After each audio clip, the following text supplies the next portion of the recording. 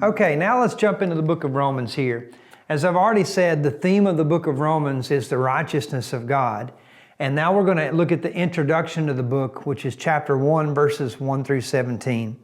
To begin with, we find the author and the audience, and we've already looked at this briefly, but now we're going to dig down into the details a bit. First of all, Romans chapter 1, verse 1, we find Paul's credentials. This tells us a little bit about the author. Paul, a bondservant of Christ Jesus, called as an apostle, set apart for the gospel of God.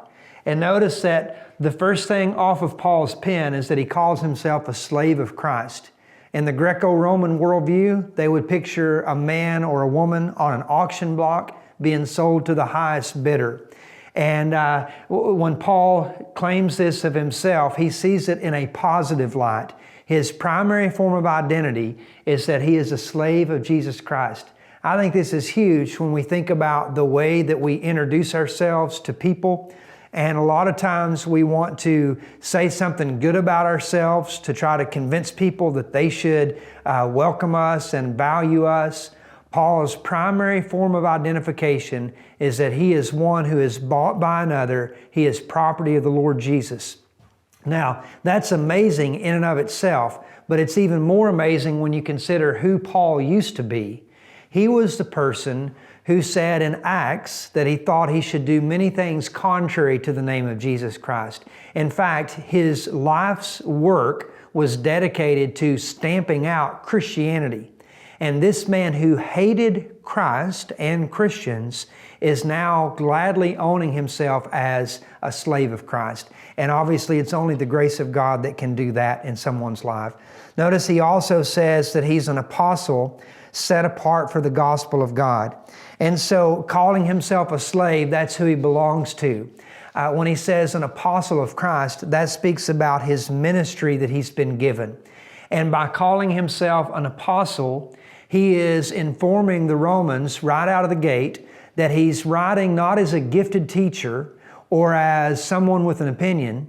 He's writing with apostolic authority to establish doctrine. So what Paul writes is God's Word, and he wants it to be seen as such. He's also set apart for the gospel of God. So I like to think of analogies for things. And when I think about being set apart for the gospel, I think about these cast iron skillets that my family grew up with, and that's how we cooked our food. And we had different skillets or cookers for different purposes. We had one that we called the cornbread skillet. And you can't cook anything else in it because it might mess it up. It was set apart for a purpose. Well, Paul saw himself as being set apart for a purpose, and that purpose was the gospel of God. God set him apart, as he says in Galatians, from his mother's womb for a specific ministry, and that ministry was the gospel of God's grace. Now, I want you to notice this. He's going to elaborate on this. He calls it the gospel of God, and then it's like he just clicks on that, or he wants to take some time to enlarge that message. This gospel of God is God's good news. When he calls it gospel of God, it means it's a message that God has, and it's good news, and he wants it to go to the nations. It's also rooted in the Old Testament. Look at this. Paul says, which was promised beforehand through his prophets in the Holy Scriptures. And Paul wants his audience to see that his gospel is not something new, meaning detached from the Old Testament. It was actually promised in the Old Testament. You've noticed this as you've moved through the various modules in this program, that we're looking at God's narrative in history. And what you find Paul saying about the gospel is that it is in fact part of the narrative, and it was promised long ago. Missionaries Bob Kennel and George Walker did a church plant in Papua New Guinea, Basodio tribe. They said when they were teaching the Bible chronologically, that when they came to the point of presenting the gospel and they had believers, the believers told them, they said, we believed your message because our stories are like logs. They abruptly begin and they abruptly end. They have no continuity. They said, when you gave us God's Word and you started from the beginning, we saw that God's message has roots and it's rooted in history and it develops fully into the New Testament. Well, that's the message that Paul proclaimed. It was promised beforehand through his prophets in the Holy Scriptures, and it was concerning His Son. It's centered on the person of Christ. Notice how he says this, that He was born of a descendant of David. That's also showing the Old Testament roots of the gospel, that the Messiah, the Christ, would come and He would be a descendant of David. David has the kingship, and that's how Jesus can ultimately reign over Israel and over the world, because He's a descendant of David.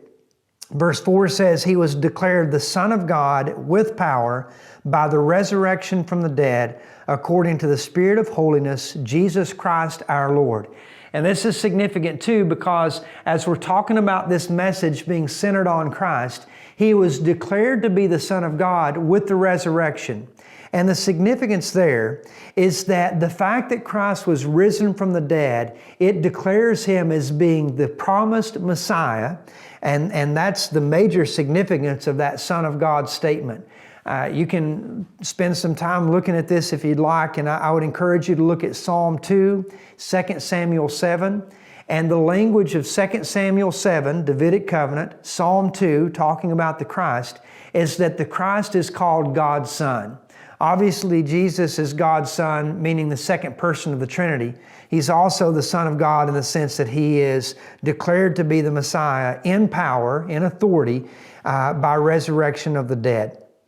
This, he says, is all about Jesus Christ our Lord. Now, I want you to notice this too, that this gospel message is sent to the nations. Verse 5, through whom we have received grace and apostleship to bring about the obedience of faith among all the Gentiles or nations for His name's sake. And so this is beautiful how Paul begins his book. It is his gospel, God's gospel, that God promised in God's scriptures, that God inspired through God's prophets, that God chose to speak God's message. It is the gospel of God's Son, and it is God who is reaching out to the world with the gospel. This is all about what God is doing in history. And right out of the gates in the book of Romans, we have a global focus with the gospel of Christ. As he says again in verse 5, Paul says, through whom we have received grace and apostleship to bring about the obedience of faith among the Gentiles. Now, let's look at that for just a second. When he says through whom, he's talking about Jesus. Jesus, seated at the right hand of God, is still active in church history. He is the one who gave Paul his apostolic ministry. And that apostolic ministry was for a purpose. It was that Paul would be sent to the nations. And so Paul went to the nations seeking to bring about the obedience of faith, that not only would they believe the gospel, but then as believers, by faith, they would walk in obedience to God's word. And all of that for His name's sake. It's all about Jesus. And as an example of the Gentiles believing for Christ's sake, you have verse 6, among whom you also are the called of Jesus Christ. And so Paul comes to his audience here, to all who are beloved of God in Rome, called saints. And so just as Paul was set apart for the gospel, as he mentioned in verse 1, the believers in Rome are called saints. They too are set apart to belong to God. Well, let's look a bit further with the author and audience here. Paul gives his desire to visit them in verses 8 through 10. He says this, first, I thank my God through Jesus Christ for you all, because your faith is proclaimed throughout the whole world. God, whom I serve in my spirit in the preaching of the gospel of His Son, is my witness as to how unceasingly I make mention of you. So Paul is incessantly praying for the believers in Rome, and specifically, here's his prayer. He says, making request, if perhaps now at last, by the will of God, I may succeed in coming to you. So Paul is praying that God would make it possible for him to go to Rome. He's had a desire for many years to go there. And his desire is centered on this, verse 11. I long to see you that I may impart some spiritual gift to you. Now, if all we had was that phrase, we could conclude that Paul is handing out spiritual gifts out of a big gift bag or something like that. He explains what he means in verse 11. He says, that you may be established, that is, that I may be encouraged together with you while among you, each of us by the other's faith. In other words, Paul says when he wants to give them a spiritual gift, he's speaking about discipleship, that they would be encouraged by one another's faith. Paul wants to go to Rome and build them up in the faith, and that would be a spiritual gift. It would be a gift of discipleship that builds them up spiritually in the Lord. And yet Paul also believed that he would too benefit from that, interacting with those believers. Well, he talks about his desire to go there. In verses 13 through 15, he continues. He says, I don't want you to be unaware that often I've planned to come to you so that I may obtain some fruit among you also, even as among the rest of the Gentiles. Paul has traveled throughout the Roman world, and he has seen the fruit of the gospel as people have come to faith in Christ and they've walked with Him and maturity has taken place and churches are established. He wants to come to Rome and see that same type of fruit. And the reason he has a desire to go to Rome, verse 14, he says, I am under obligation both to Greeks and to barbarians. Both would be Gentiles. But Paul is picking opposite ends of the spectrum, to the refined Greeks, to the rough barbarians on the fringes of the Roman Empire. He uses other terms to speak this inclusiveness as well, both to the wise and to the foolish. So for Paul, if they've got a three-piece suit or if they're dressed in, simple clothing found from a jungle setting, Paul doesn't care. He sees them as souls for whom Christ died and himself is obligated to take the gospel message to them. And for that reason, verse 15, for my part, I'm eager to preach the gospel to you also who are in Rome. Now, this is an amazing statement. I want you to catch this. Paul says, I'm eager to preach the gospel to you who are in Rome. Let's ask ourselves a question here. Who is Paul talking to? He's talking to believers in Rome. Now, there's no doubt that Paul wanted to reach out to unbelievers in Rome, but Paul says he wants to preach the gospel also to believers. And this is going to be significant as we move through the book of Romans. Paul is going to use the gospel with some elasticity. The gospel is a message to unsaved people, but there's also good news for believers. And Paul says in chapter 16 that believers are established by the gospel message. And so he wants to go to Rome also. And the reason he wants to go to Rome and the confidence he has in the message, verse 16, he says, I am not ashamed of the gospel. In fact, this is Paul's thesis statement for the book, and he's going to elaborate on this the rest of the way through. I'm not ashamed of the gospel. It is the power of God for salvation to everyone who believes, to the Jew first and also to the Greek. And I want you to notice a few things about this. First of all, Paul says it is the power of God for salvation. It's not a power of God, meaning one of many. It is the exclusive message by which men can be saved, men and women, obviously.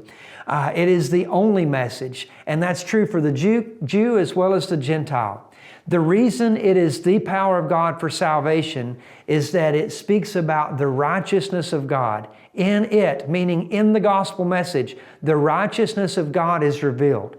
And it's not talking about God's attribute of righteousness, though that's true. It's talking about the fact that the righteousness that we need, that we lack, how we get that righteousness is revealed in the gospel message, that Christ died for our sins and that He rose again the third day. And so that's revealed in the gospel message. He says from faith to faith, and people have taken that different ways. One argument is that Paul is saying it's from faith, from first to last, meaning it's by faith and faith alone. That's obviously true. Others look at it and say that Paul is probably speaking in the sense of we're justified by faith and we're also sanctified by faith. And that's going to show itself to be the case most likely as we move through the book of Romans. He quotes Habakkuk chapter 2 that says, the righteous man shall live by faith, or the just shall live by faith. And so Paul is not ashamed of the gospel. He's ready to preach the gospel in Rome because he knows the power of that message. It is the message that brings salvation to unbelievers, and it brings sanctification to those who've already believed.